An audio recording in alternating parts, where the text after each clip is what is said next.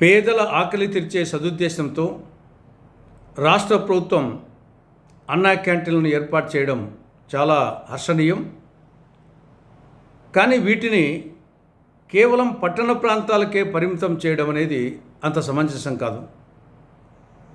వాస్తవంగా గ్రామీణ ప్రాంతాలలోనే పేదరికం ఎక్కువగా ఉంటుంది.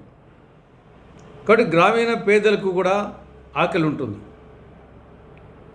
కాబట్టి గ్రామీణ ప్రాంతాలను నిర్లక్ష్యం చేయడం, వాటి పట్ల వివక్ష చూపించడం అంత సమంజసం కాదు. కాబట్టి రాష్ట్ర ప్రభుత్వం పునరాలోచించాలి.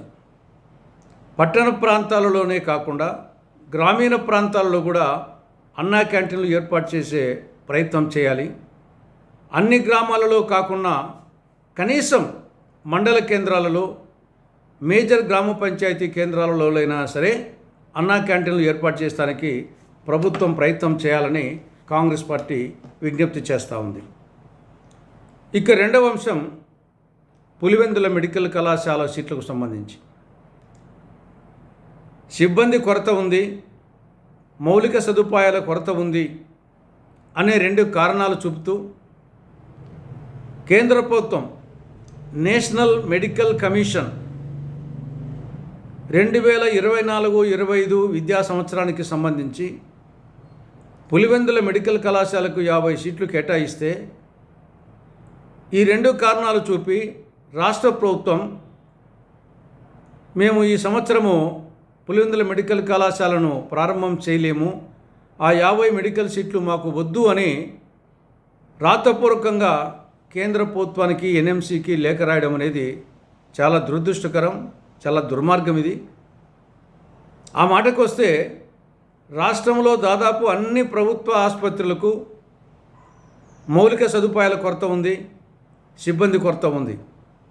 సిబ్బంది కొరత చూసుకుంటే కొన్ని ఆసుపత్రుల్లో మోర్ దాన్ 50% ఉంది. కాబట్టి ఆ విధంగా అనుకుంటే అన్ని ఆసుపత్రులు మూయాల్సి వస్తుంది, కానీ మూయలేం కదా.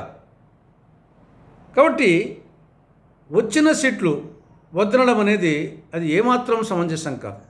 ఇది ఎలా ఉందంటే దేవుడు వరమిస్తే పూజారి అడ్డుకున్నట్లుంది.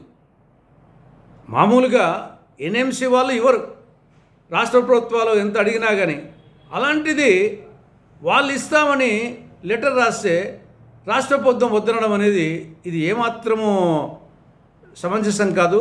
ఇది దీనికి కరెక్ట్గా ఏమాత్రం రీజనబుల్ రీజన్ లేదు.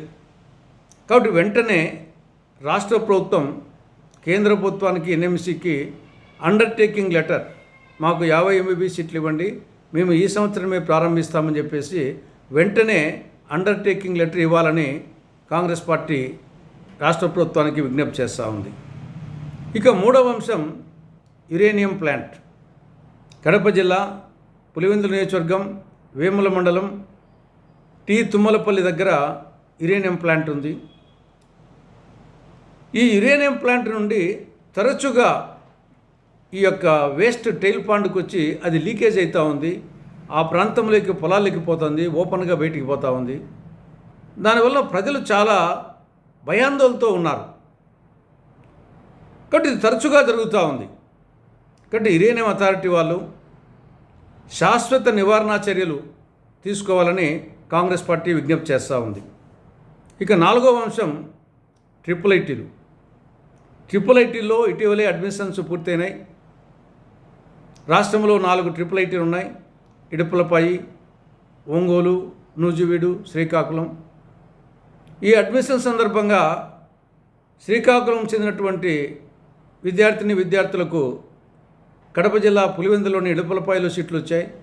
అదేవిధంగా పులివెందుల నియోజకవర్గం వేంపల్లె ప్రాంతం, ఈ ప్రాంతం చెందినటువంటి విద్యార్థులకు శ్రీకాకుళంలో సీట్లు వచ్చినాయి.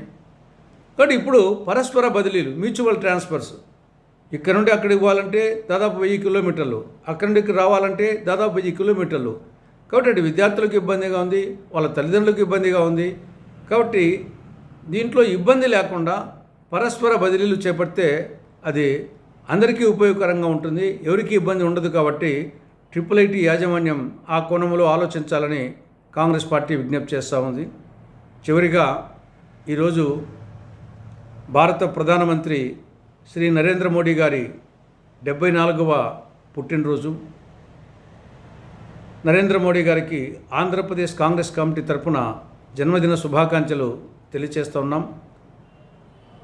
ఆయన నిండు నూరేళ్లు జీవించాలని, ఆయురారోగ్యాలతో జీవించాలని భగవంతుని ప్రార్థిస్తున్నాం.